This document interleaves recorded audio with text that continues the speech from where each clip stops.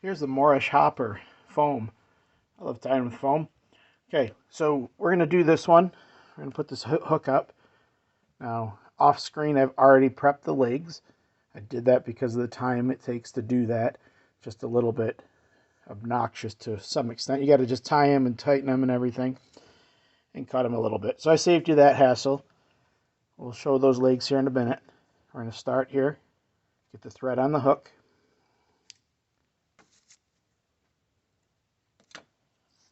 And now we're going to do the body. The body is coming these two, or this pre-cut section here.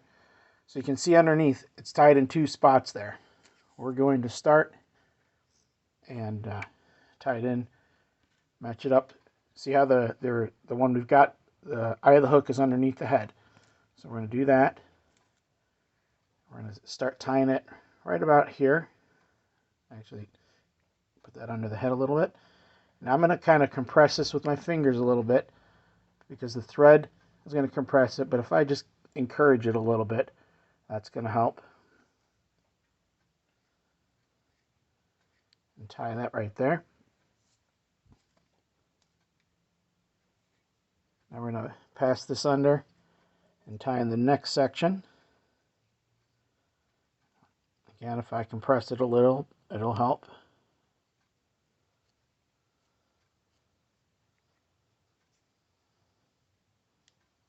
Now we're going to use some of this orange foam. Notice how small of a section that is, so I'm just going to cut a section off of here and then shape it. Let's clean up this edge here.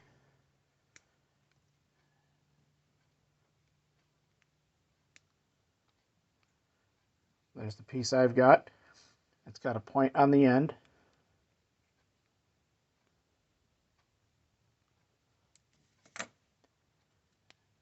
Then we're going to tie that in here.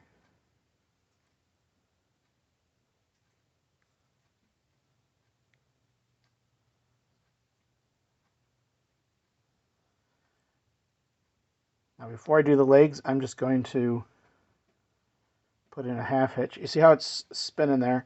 That's normal for foam. That's just part of it. So if you got super glue, pull that out. I'm going to use some of the Wild Water UV resin. I got that on hand here.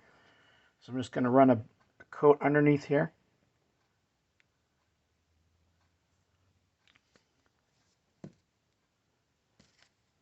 Spread it around a little bit. Go up the sides if you want a little with the glue. If you got super glue. Just to kind of help those threads, reinforce them a little bit. Now I take the UV light and that sets the epoxy. Again, if you don't have the UV light, just use some super glue right here. That should help hold it on the hook better for you. And now we do the legs. I mentioned that I'd prepped the legs. So the legs come out in a section like this. You pull off two for the back leg. And if you look close, you can see that there's only one piece here. There's a knot right there at the joint. That creates the joint and allows you to have a large section of leg and a thin section of the leg. Let's go back to our example here. You can kind of see that. So we're going to tie this in to right there. Shorten up my thread here so it's a little easier to manage. Two wraps like that. Grab my other leg. That's going to go to the other side here.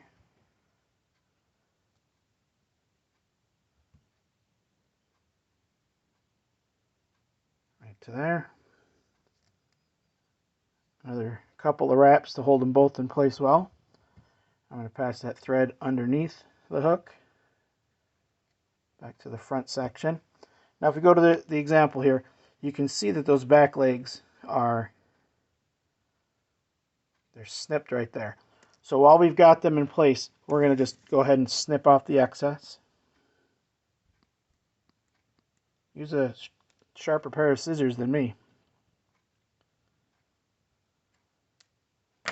Okay, now our front legs, they also have a joint. It's a little harder to see on this one because there's only one piece of leg material. Let's look at this side. But that joint allows it to kind of put a kink in it and create the bend that we're looking for.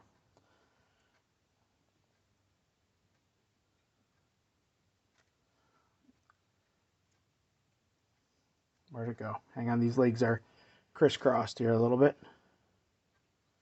So you can see how we've got the bend here, and it comes up, and then we got a front leg too. So we want to make sure when we tie that in, we've got some excess coming off the front. So I'm just going to line this up here. A wrap or two. Now we're going to go to the other side and do the same thing. A couple more wraps to hold them all in place. Bring the thread back underneath here to the hook. Whoops, sorry about that.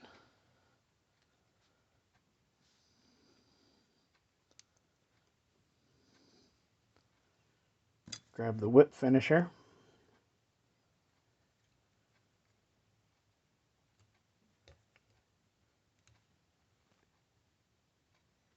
Get a whip finish on the end of that.